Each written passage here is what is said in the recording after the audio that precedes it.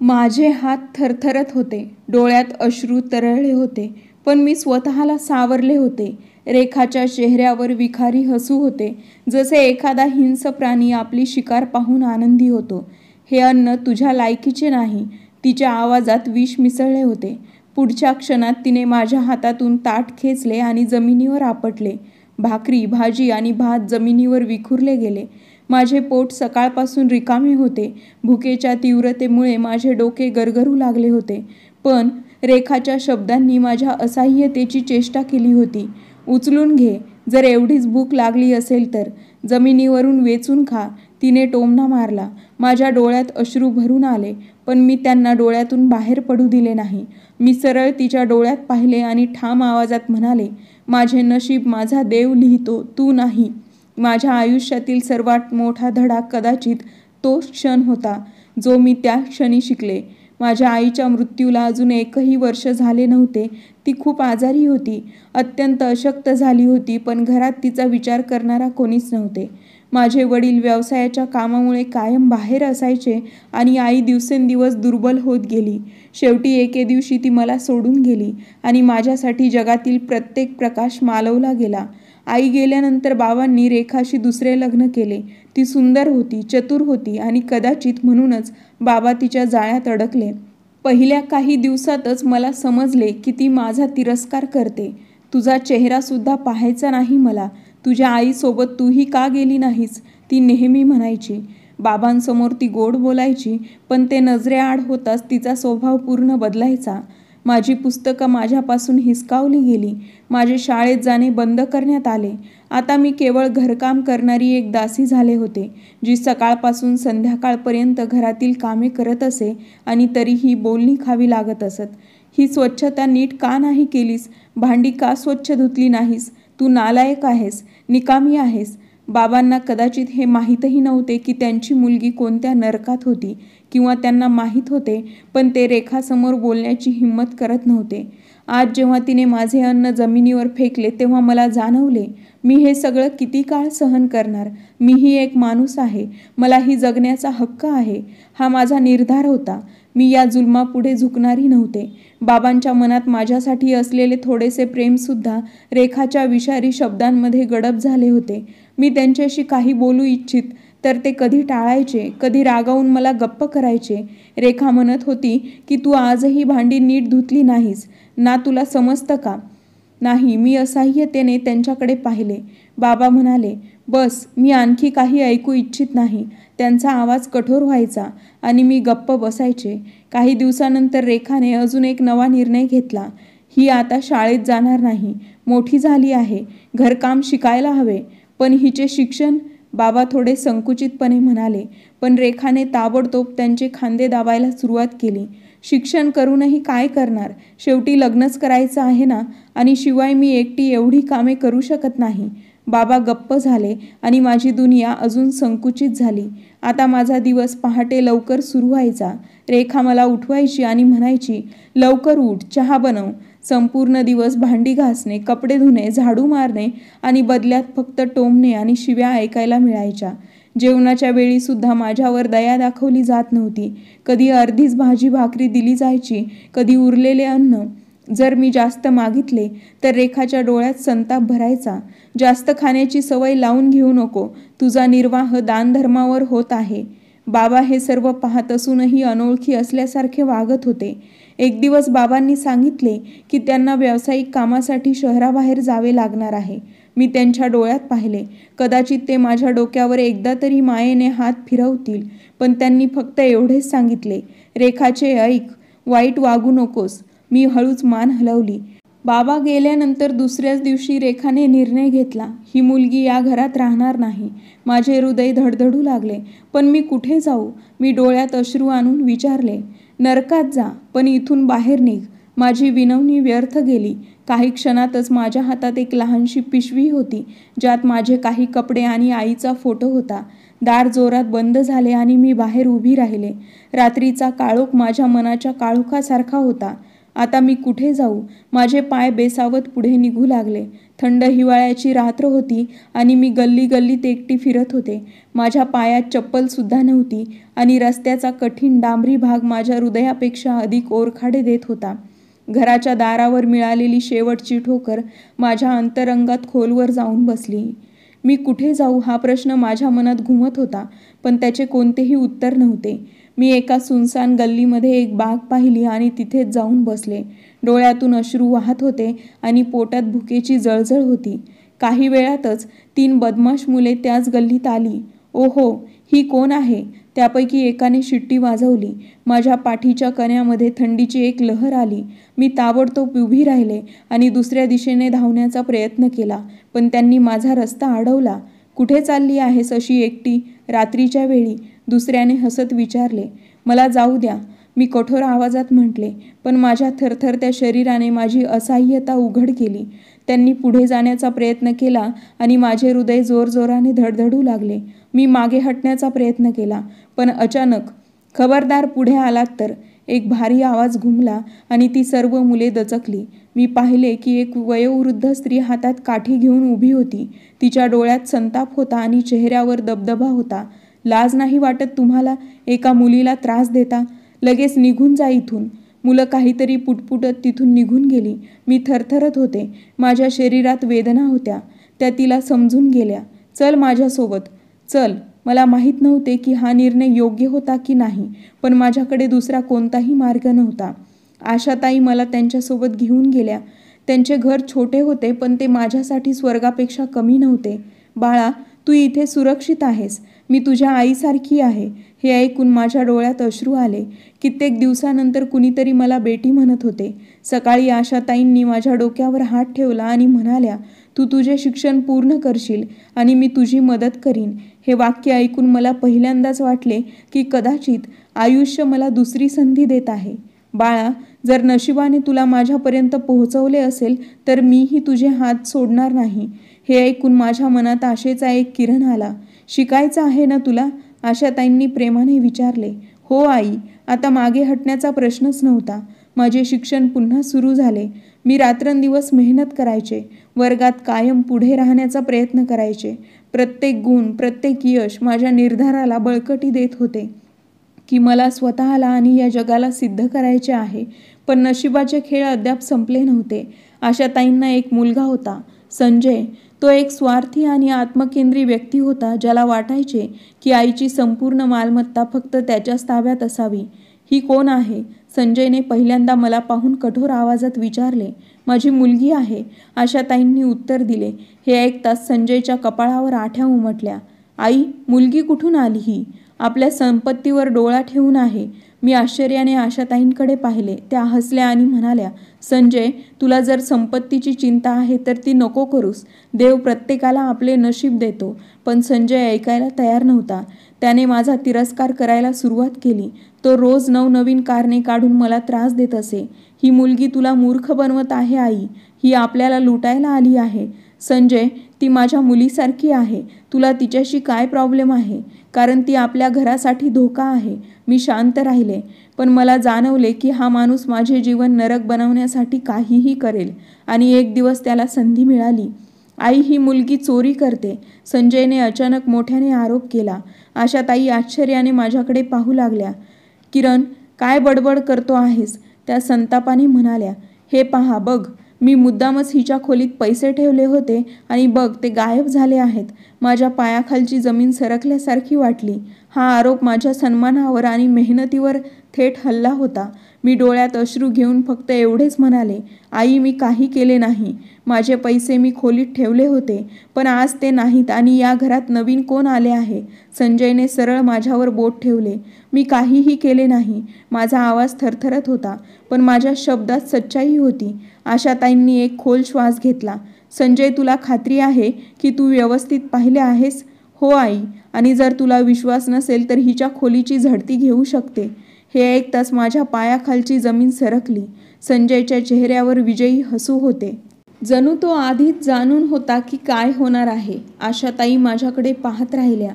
त्यांच्या नजरेत थोडी शंका उमटली आणि त्याने माझे हृदय जखमी केले. मी कधीही विचार केला नव्हता की त्या माझ्यावर क्षणभरही शंका घेतील. ठीक आहे, पाहूया. त्यांचा आवाज मृदू होता, पण मला त्यामध्ये असह्यता जाणवली. संजय हसत माझ्या खोलीत गेला आणि बेडखालील एक लिफाफा काढला. हे बघा, हे माझे पैसे आहेत. माझ्या अस्तित्वाला जणू कोणी जिवंतपणे जाळले होते. हे खोटे आहे, मी जोरात ओरडले. मी काहीही केले नाही. आशाताई लिफाफा हातात घेऊन काळजीपूर्वक पाहू लागल्या आणि त्यांचा चेहरा अचानक बदलला. हा लिफाफा तर तोच आहे जो मी तुला दिला होता. संजय, तुला आठवतंय का, मी यावर खून केली होती. संजयच्या चेहऱ्यावरचे भाव बदलले. आई, तू चुकीचं समजतेस. नाही संजय, मी अगदी बरोबर समजते. त्यांच्या डोळ्यात अमर्याद संताप होता. तू मला माझ्याच मुलीवर संशय घ्यायला भाग पाडलेस. तू मला जबरदस्तीने तिच्या सचोटीवर शंका घ्यायला लावलीस. आशाताईंचा आवाज थरथरत होता, पण त्या क्रोध आणि दुःखाने भरलेल्या होत्या.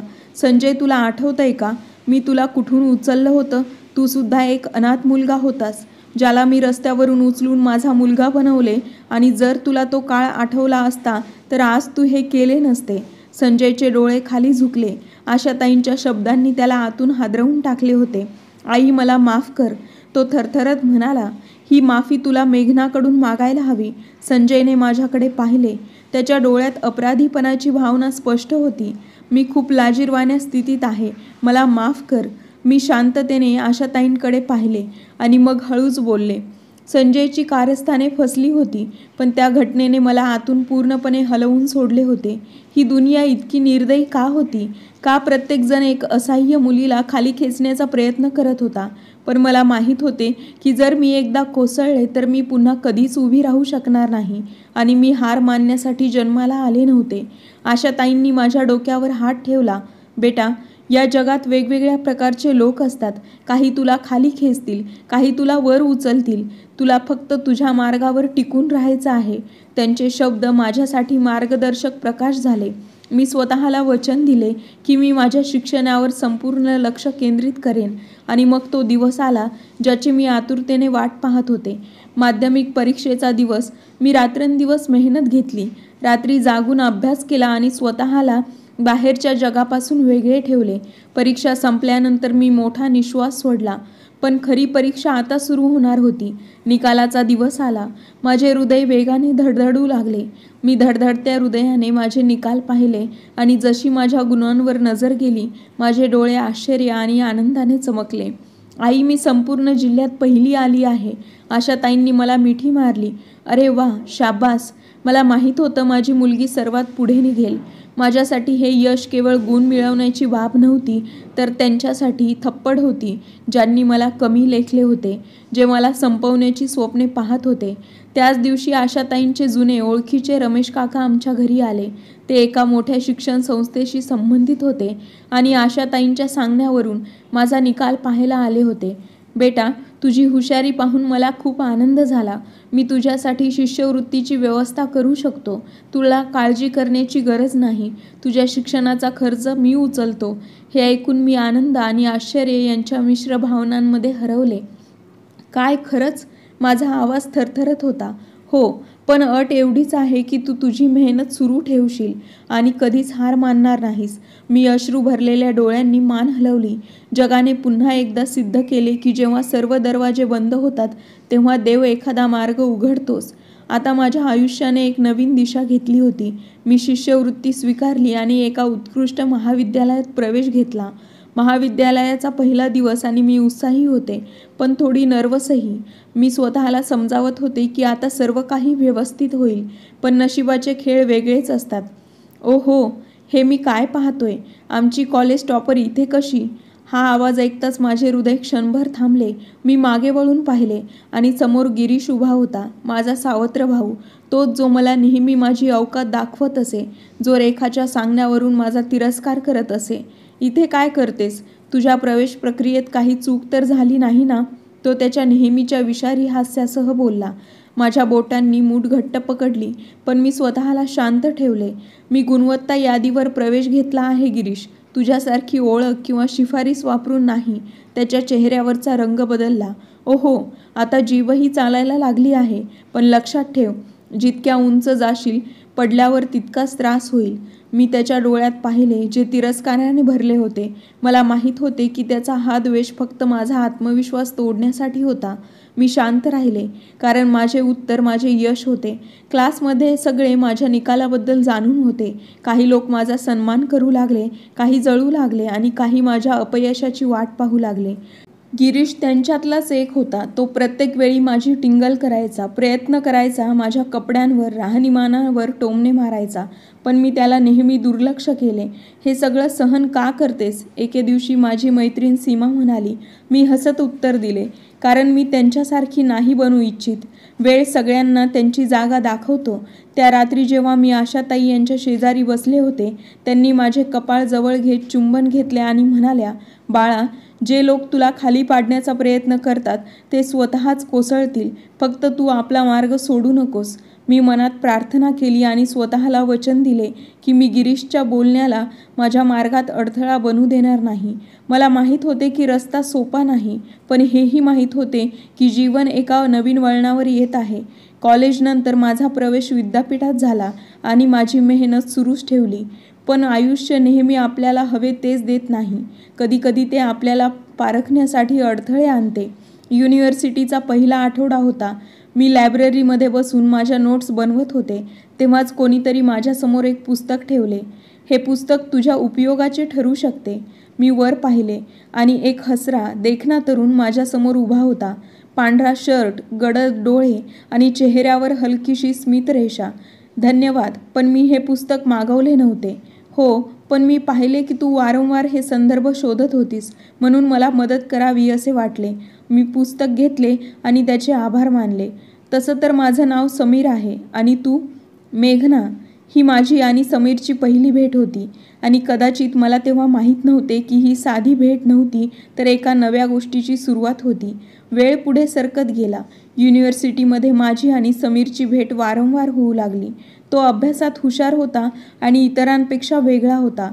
तू नेहमी इतकी गंभीर का असतेस? एके दिवशी त्याने हसत विचारले. जीवनाने हसण्याची फारशी संधी दिली नाही. मी हलक्या हसण्यासोबत उत्तर दिले.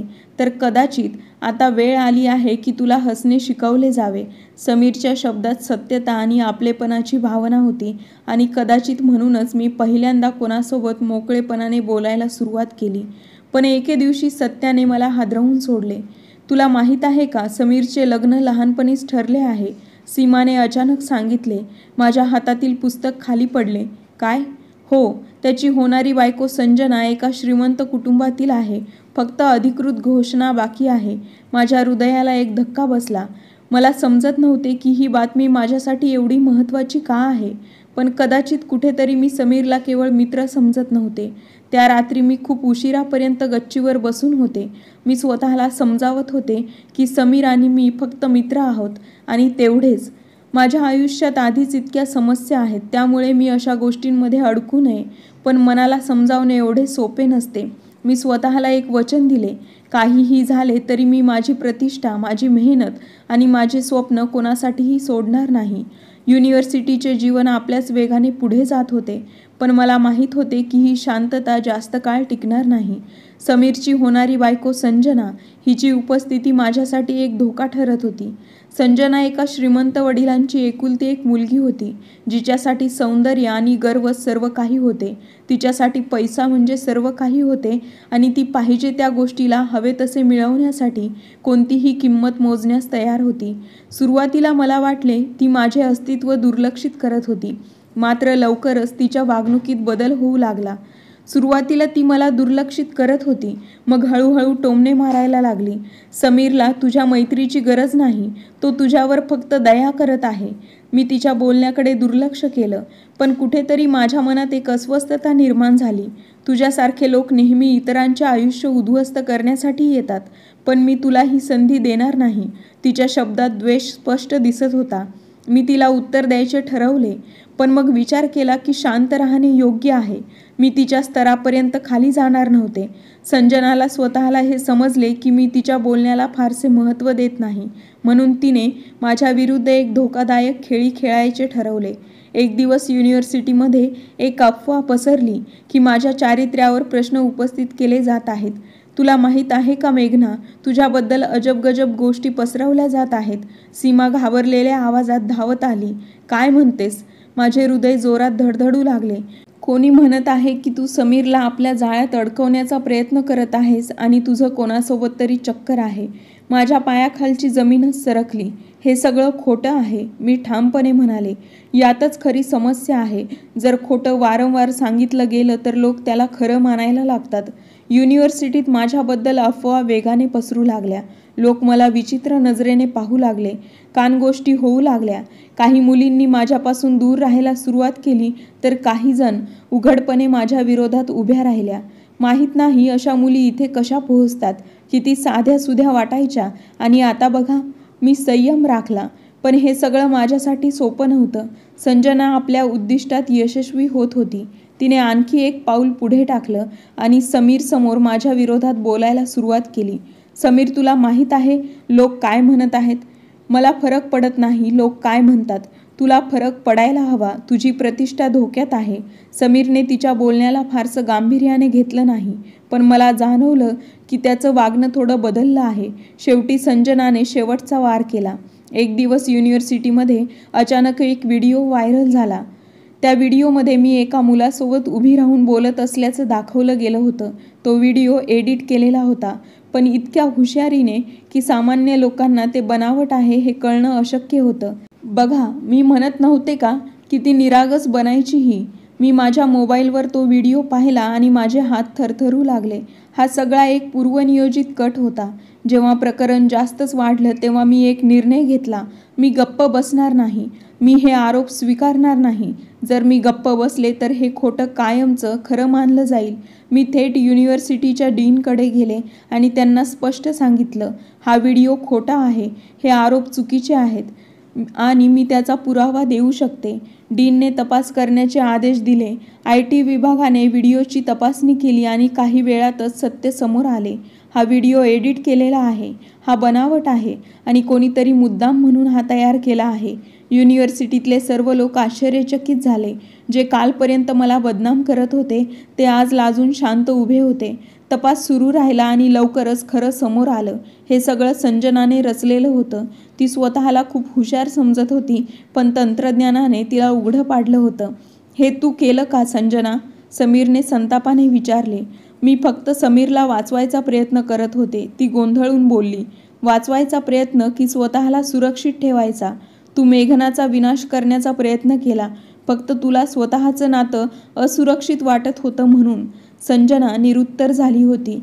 युनिव्हर्सिटीने तिला निलंबित केलं. तिच्या पालकांना हे सगळं कळल्यानंतर त्यांनी लाजेने तिला देशाबाहेर पाठवलं. समीरने माझ्याकडे माफी मागितली, पण मला माहीत होतं की ही सगळी माझ्यासाठी एक शिकवण होती. ही दुनिया नेहमी तुला पाडण्याचा प्रयत्न करेल, पण जर तू सत्यावर उभी राहशील तर अखेरीस विजय तुझाच असेल. संजनाची कारस्थानं उघड झाल्यानंतर युनिव्हर्सिटीत माझ्या विरोधात चालणाऱ्या अफवा थांबल्या. जे लोक कालपर्यंत मला संशयाने पाहत होते ते आज शांत होते. पण मला माहीत होतं की हे जग कोणासाठीही सोपं नसतं. जर आज संजना हरली तर उद्या कोणीतरी दुसरा माझ्या मार्गात अडथळे निर्माण करण्यास तयार असेल. संजना निघून गेल्यानंतर समीर काही दिवस गप्प राहिला. एक दिवस तो युनिव्हर्सिटीच्या बागेत मला भेटला. मेघना, तुला एक गोष्ट सांगायची आहे. सांग. मी त्याच्या डोळ्यात पाहिलं. कधी विचार केला आहे का आपण दोघं? तो थांबला, जणू योग्य शब्द शोधत होता. माझं म्हणणं आहे, मला तू आवडतेस आणि मी तुझ्यासोबत आयुष्य घालवू इच्छितो. माझं हृदय एक क्षणासाठी जोरात धडधडलं, पण मग मी स्वतःला सावरलं. समीर, हे शक्य नाही. का नाही? संजना आता आपल्या आयुष्यातून गेली आहे. तुला कोणाचं भय वाटायचं कारण नाही. मी खोल श्वास घेतला. हा भीतीचा प्रश्न नाही समीर. हा माझ्या जीवनाचा, माझ्या स्वप्नांचा आणि माझ्या सन्मानाचा प्रश्न आहे. मी आजपर्यंत खूप सहन केलं आहे आणि मी नाही इच्छित की माझी ओळख कोणाची पत्नी किंवा कोणाच्या सावलीत लपून राहावी. मला माझ्या स्वतःच्या कर्तृत्वावर उभं राहायचं आहे, स्वतःला सिद्ध करायचं आहे. समीरने अविश्वासाने माझ्याकडे पाहिलं. मग प्रेमाचं काहीच महत्त्व नाही का?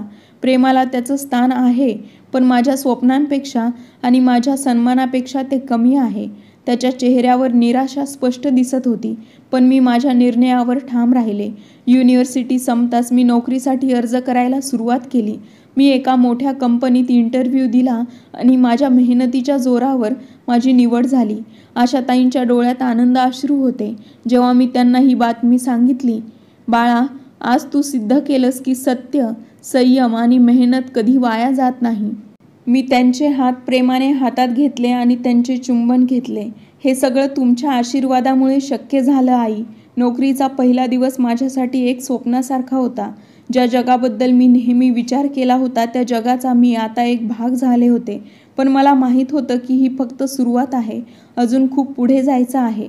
आयुष्य पुन्हा एकदा नवीन वाटेवर चालू लागलं होतं. मी एका प्रतिष्ठित कंपनीत नोकरी करत होते. मान, सन्मान आणि जे पाहिजे ते सगळं मिळवलं होतं, ज्यासाठी मी वर्षानुवर्षे संघर्ष केला होता. मी माझ्या कामात व्यस्त होते तेव्हाच एक दिवस आशाताईंनी एक अशी बातमी सांगितली की क्षणभरासाठी माझं हृदय थांबल्यासारखं वाटलं. बाळ, रेखा खूप वाईट परिस्थितीत आहे. माझं शरीर एकदम बधीर झालं. काय? मी अविश्वासाने विचारलं. हो, तिचं दुकान बंद पडलं आहे आणि तुझ्या वडिलांचंही निधन झालं आहे. ही बातमी माझ्यासाठी गोंधळून टाकणारी होती. मला आनंद व्हावा की दुःख हेच समजत नव्हतं. काही दिवसांनी सीमाकडून ऐकलं की रेखा आणि तिची मुलं एका छोट्या भाड्याच्या घरात राहायला लागली आहेत. वेळेने त्यांना तो धडा शिकवला जो कदाचित कुणीही शिकवू शकला नसता. सीमाने टोमणा मारत हे सांगितलं. मी शांत राहिले. माझ्या मनात तिच्यासाठी काहीच सहानुभूती नव्हती. पण मला खरंच यावर आनंद व्हायला हवा का? एक दिवस ऑफिसमधून परत येताना समोर कुणीतरी उभं असलेलं दिसलं. गिरीश. मेघना त्याच्या आवाजात एक प्रकारची लाज होती. तू इथे काय करत आहेस? मी थंड स्वरात विचारले. मला तुझ्याशी काही बोलायचं आहे. आता उरले तरी काय सांगायला? जेव्हा माझं आयुष्य नरक बनलं होतं तेव्हा कुठे होतास तू? गिरीशची नजर खाली झुकली.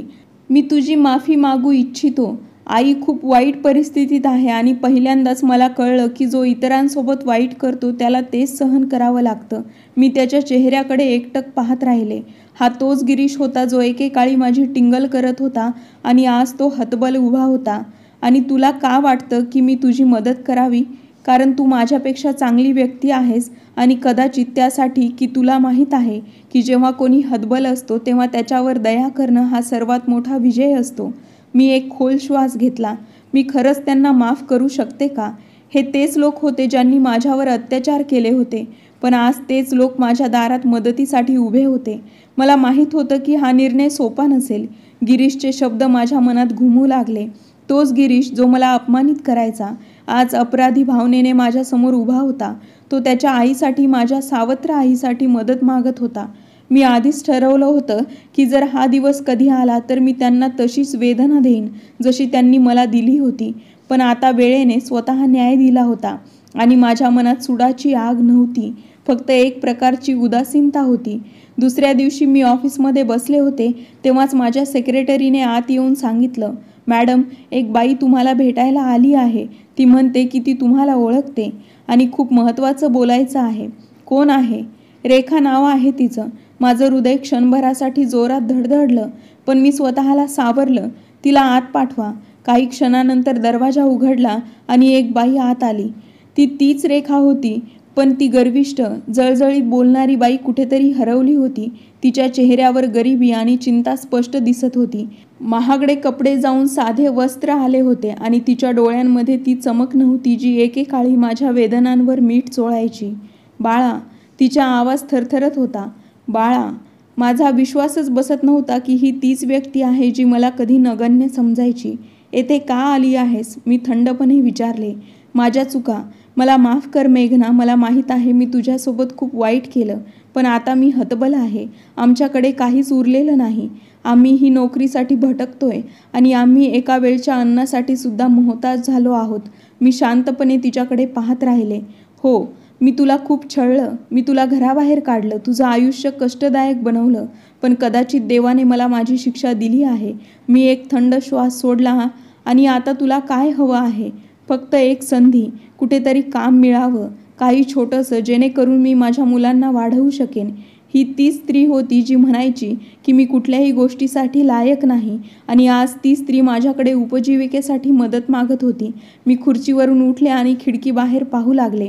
हाच तो क्षण होता जिथे मला ठरवायचं होतं, मी माझ्या सावत्र आईसारखी बनणार होते की तिच्याहून चांगली. मी रेखाच्या डोळ्यात पाहिलं आणि म्हणाले, जर मी तुला नोकरी दिली तर एक अट असेल. कुठली? मी थंड स्वरात म्हणाले, तुला सर्वांसमोर तुझ्या चुकांची कबुली द्यावी लागेल. रेखाच्या चेहऱ्यावर भीती पसरली. ही माझी सुडाची भावना नव्हती, तर तिची शेवटची परीक्षा होती. आता बघायचं होतं की ती या परीक्षेत पास होते की नाही. रेखाच्या डोळ्यात अविश्वास होता. ती कधी माझ्याकडे बघत होती तर कधी नजर झुकवून जमिनीवर पाहत होती. सर्वांसमोर तिने हळू आवाजात विचारलं, जणू स्वतःलाच खात्री पटवायचा प्रयत्न करत होती. हो, सर्वांसमोर माझा स्वर कठोर होता, पण भावनांमध्ये समतोल होता. ही फक्त अट नव्हती, हा न्याय होता. जर मी माझ्या आयुष्यात प्रत्येक टप्प्यावर माझ्या सत्यतेचा पुरावा दिला असेल तर तिलाही तिच्या चुका कबूल कराव्या लागतील. रेखाने एक खोल श्वास घेतला. तिला माहीत होतं की तिच्याकडे दुसरा कोणताही पर्याय नाही. ठीक आहे, मी सर्वांसमोर कबुली देईल. चांगला निर्णय, मी थोडक्यात उत्तर दिलं आणि माझ्या सेक्रेटरीला बोलावून सांगितलं, ऑफिसमधल्या सर्व कर्मचाऱ्यांना कॉन्फरन्स रूममध्ये बोलवा. रेखाने आश्चर्याने माझ्याकडे पाहिलं. शक्यतो तिला वाटत होतं की मी हे इतक्या पटकन करणार नाही, पण मी निर्णय घेतला होता. जर तिला खरोखर तिच्या चुका पटल्या असतील तर मी तिला अजून खोटं बोलू देणार नव्हते. कॉन्फरन्स रूममध्ये सर्व कर्मचारी जमले. मी माझ्या खुर्चीत बसले आणि रेखा माझ्यासमोर उभी राहिली. ही महिला जी आज माझ्याकडे मदतीसाठी आली आहे ती माझी सावत्र आई आहे, मी सांगायला सुरुवात केली. रूममध्ये कुजबूज सुरू झाली. काही लोक आश्चर्यचकित होते तर काही शांतपणे ऐकत होते. हीच ती स्त्री आहे जिने मला लहानपणी घराबाहेर काढलं, माझ्यावर अन्याय केला, माझ्या वडिलांना माझ्या विरोधात उभं केलं आणि मला निराधार सोडलं. रेखाची नजर जमिनीवर रोवली होती आणि आज ती माझ्या दारात उभी आहे, मदतीची याचना करत आहे. मी थोडा वेळ थांबले आणि मग थेट रेखाकडे पाहिलं. आता सर्वांसमोर बोल रेखा. सर्वांना सांग की तू माझ्यासोबत काय केलंस आणि आज तू कशा परिस्थितीत आहेस. रेखाच्या श्वासांचा वेग वाढला, पण तिला माघार घेण्याचा कोणताही मार्ग नव्हता. मी मेघनावर अन्याय केला. तिचा आवाज थरथरत होता. मी तिला नेहमी तुच्छ लेखलं, तिच्यावर अत्याचार केले, तिची स्वप्न हिरावून घेतली. मी तिला घराबाहेर काढलं, तिचं आयुष्य उद्ध्वस्त करण्याचा प्रयत्न केला. तिच्या डोळ्यातून अश्रू ओघळू लागले. पण काळाने मला तेच दुःख दिलं जे मी दुसऱ्याला दिलं होतं. आज मी स्वतः निराधार आहे. माझ्याकडे काहीही उरलेलं नाही. मी माझ्या चुकांसाठी लाजिरवाणी आहे आणि मी देवाकडे माफी मागते. रूममध्ये निर्विकार शांतता पसरली होती. मी एक खोल श्वास घेतला. ठीक आहे, मी तुला नोकरी देईन, पण हे लक्षात ठेव, आयुष्य नेहमी एकसारखं राहत नाही. रेखाने माझा हात पकडण्याचा प्रयत्न केला, पण मी मागे सरकले. मी तुला माफ केलं. रेखाचे अश्रू थांबत नव्हते.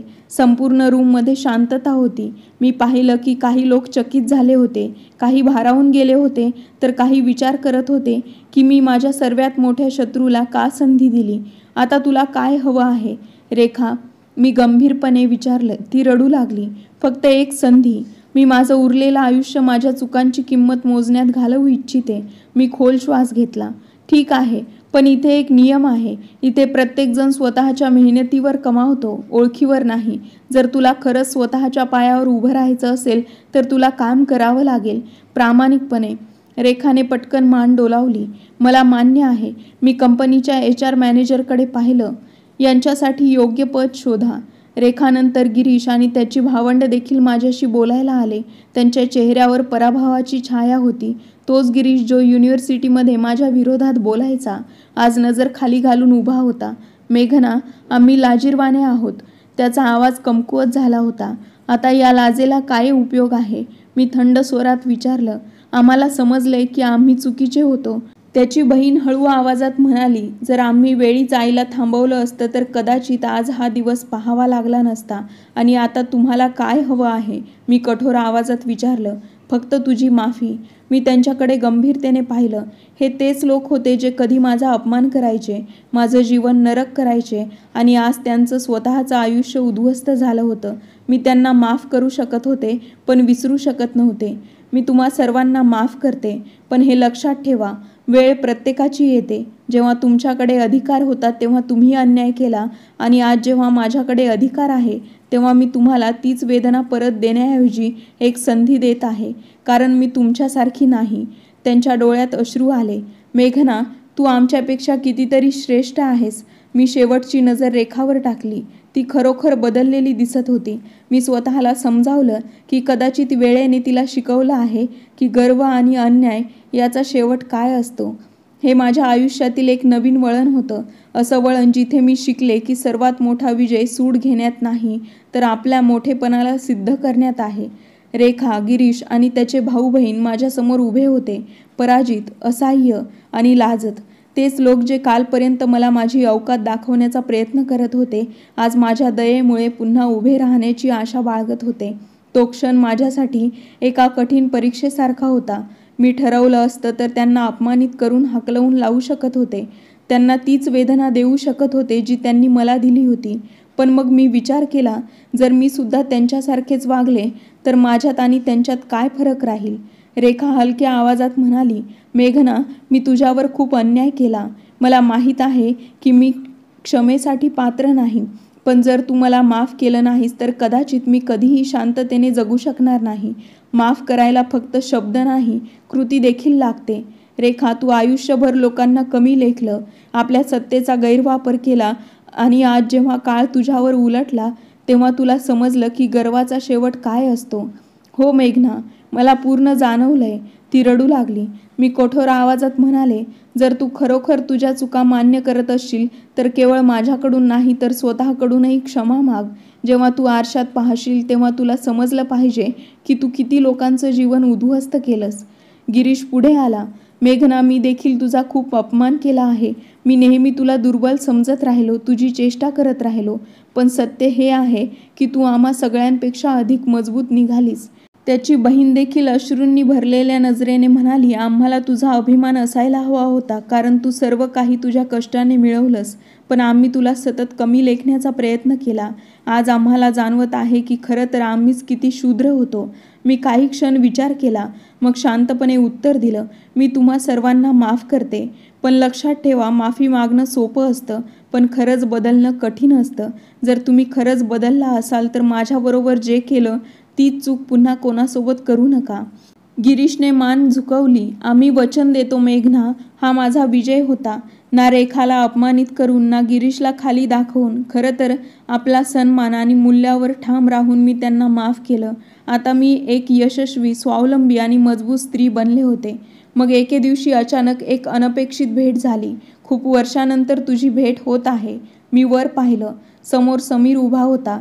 तोच गोड, हँडसम पण शांत स्वभाव. तोच जुना ओळखीचा जिव्हाळा. तू इथे कसा? मी आश्चर्याने विचारलं. मी नेहमीच इथे होतो मेघना, फक्त तू स्वतःला खूप बिझी करून घेतलंस. तो हलकसं हसला. पण मी आज इथे एक महत्त्वाची गोष्ट विचारायला आलो आहे. मी गप्प राहिले.